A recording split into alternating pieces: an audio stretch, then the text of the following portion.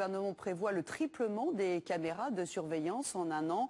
Et dans ce domaine, Nice est en pointe avec le système vidéo le plus moderne de France. Plus de 600 caméras pilotées à distance. L'œil sur la ville, c'est le dossier de ce 19-20. Il est signé Dominique Marie, Agnès Giraud-Carlier. C'est un événement dans ce quartier de Nice. Certains ont même sorti leur appareil photo pour l'occasion.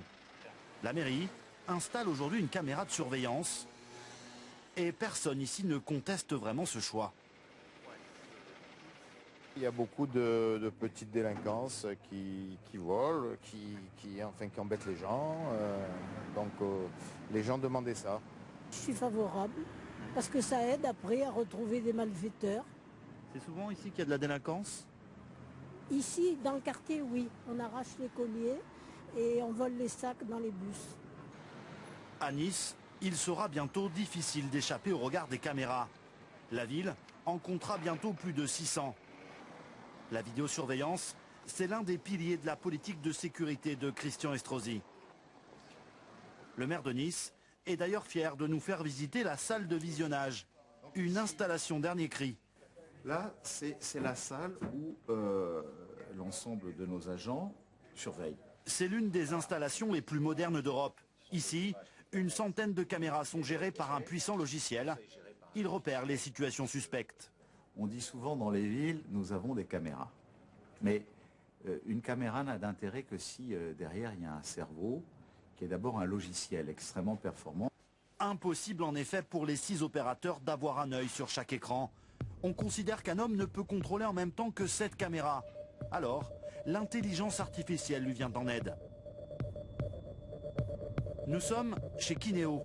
C'est dans cette entreprise que ces ingénieurs ont mis au point un logiciel particulièrement efficace. Ici, la caméra de surveillance est braquée sur un parking. Elle donne l'alerte dès qu'un voleur de voiture potentiel est détecté.